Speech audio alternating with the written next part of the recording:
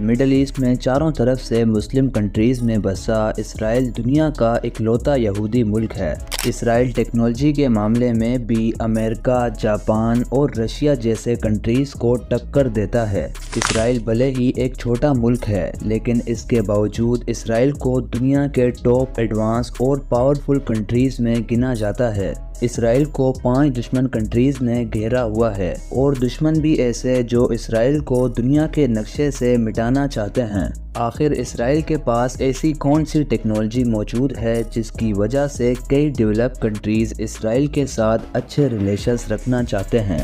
آج AU info کی اس video میں آپ کو اسرائیل کی بہت سی یونیک انفارمیشن کو جاننے کا موقع ملے گا۔ اسرائیل کا official name state of Israel ہے، اور ریلیجن کی بات کی جائے تو اسرائیل دنیا کا اکلوتا یہودی ملک ہے۔ پوری دنیا میں پھیلے یہودیوں کی پاپولیشن کا 74% حصہ اسرائیل میں رہتا ہے۔ آپ کو جان کر حیرانی ہوگی کہ اگر کسی بھی ملک میں کوئی یہودی بچہ پیدا ہوتا ہے تو اسے آٹومیٹکلی اسرائیل کی نیشنلٹی مل جاتی ہے۔ مطلب دنیا کے کسی بھی کونے میں رہنے والے یہودی کے پاس اسرائیل کی نیشنلٹی موجود ہے۔ اسرائیل کی ٹوٹل پاپولیشن صرف 92 لاکھ کے برابر ہے، لیکن اس کے باوجود ملٹری کے معاملے میں اسرائیل دنیا کے پاورفل کنٹریز میں سے ایک ہے۔ ہر سال اسرائیل اپنے بجٹ کا ایک بڑا حصہ اپنی ملٹری کو بہتر سے اور بہتر بنانے پر خرچ کرتا ہے۔ دنیا بھر میں اسرائیل اپنے ایڈوانس ویپنز کے لیے جانا جاتا ہے۔ اسرائیل میں تیار ہونے والے ملٹری ایکوپمنٹس کو خریدنے کے لیے بہت سے ڈیولپ کنٹریز بھی لائن میں لگے رہتے ہیں۔ اسرائیل اپنے ماڈرن ویپنز کا ایک بڑا حصہ پورے یورپ اور امریکہ کو بیچتا ہے، یہاں تک کہ انڈیا بھی اسرائیل سے بڑی تعداد میں ویپنز کو خریدتا ہے۔ اس کے علاوہ اسرائیل دنیا کا ایک ایسا ملک ہے جہاں ہر مرد اور عورت کو کچھ وقت کے لیے ملٹری ٹریننگ دی جاتی ہے، پھر چاہے پرائم منسٹر کا بیٹا ہی کیوں نہ ہو، اس کے لیے بھی آرمی جوائن کرنا ضروری ہے۔ اسرائیل کے قانون کے مطابق لڑکیوں کو 2 سال اور لڑکوں کو 3 سال کے لیے آرمی کا حصہ بننا پڑتا ہے۔ اسرائیل میں بھلے ہی کوئی ڈاکٹر ہو، انجینئر ہو یا پھر کوئی پولیٹیشین ہو، ہر کسی کے لیے ملٹری جوائن کرنا ضروری ہے۔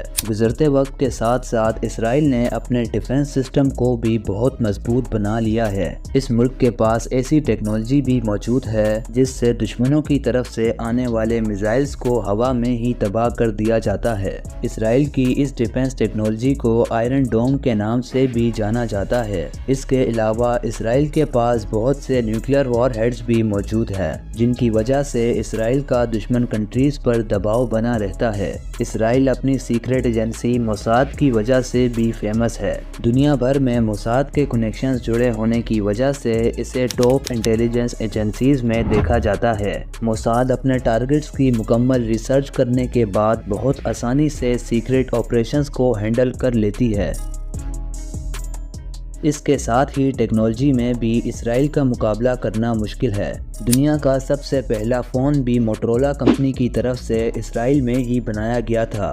اسرائیل میں پینے کا پانی نہ ہونے کے برابر ہے، اور اس بڑی پرابلم کے سولوشن کے لیے اسرائیل کے پاس دنیا کی مانی جانی ڈی سیلینیشن ٹیکنالوجی بھی موجود ہے، جس کی مدد سے اسرائیل میں میڈیٹرینین سی کے پانی کو صاف کر کے استعمال میں لیا جاتا ہے۔ پانی کے ساتھ ساتھ کھیتی باڑی کے لیے ڈرپ ایریگیشن سسٹم کی مدد سے اسرائیل اپنی بنجر زمین پر بھی فصلیں اگانے کے قابل بن چکا ہے۔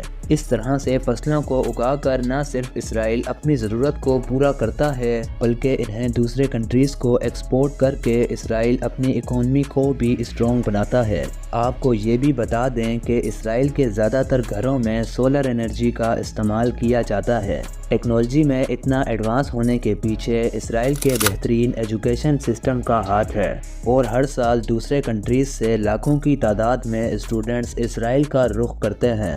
اپنے سکسیسفل ایجوکیشن سسٹم کی بدولت اسرائیل نے 91% تک کا لٹریسی ریٹ حاصل کر لیا ہے۔ اسرائیل کے لوگ اپنے ملک سے بہت محبت کرتے ہیں اور ساتھ ہی پوری دنیا کو رنگینیاں فراہم کرنے والے یہودی اپنے ریلیجن کو لے کر کافی سیریس نظر آتے ہیں، جہاں بچپن سے ہی لوگوں کو مذہب کے بارے میں بہت سی چیزیں سکھا دی جاتی ہیں۔ اسرائیلی لوگوں کو میتھس میں بہت ماہر سمجھا جاتا ہے۔ اس کے علاوہ فزکس میں بھی اس قوم نے کئی اچیومنٹس اپنے نام کروائے ہیں، جہاں پر آپ کے لیے یہ جاننا ضروری ہے کہ دنیا کے مشہور سائنٹسٹ آئنسٹائن بھی ایک یہودی تھے۔ آئنسٹائن ویسے تو اسرائیلی نہیں تھے، لیکن پھر بھی انہیں 1952 میں اسرائیل کا پریزیڈنٹ بننے کی آفر کی گئی تھی، اور آئنسٹائن نے اس آفر کو یہ کہہ کر کے ٹکرا دیا تھا کہ وہ پولیٹکس کے لیے نہیں بنے۔ اسرائیل میں دنیا کا سب سے لوئسٹ پوائنٹ بھی موجود ہے، جسے ڈیڈ سی کے نام سے بھی جانا جاتا ہے۔ ڈیڈ سی دنیا کا ایک ایسا سمندر ہے جس میں کوئی بھی جاندار نہیں پایا جاتا۔ اس سمندر میں نہ تو کوئی مچھلی ہے اور نہ ہی کوئی پودا، جہاں تک کہ ڈیڈ سی میں کائی بھی نہیں جمتی ہے۔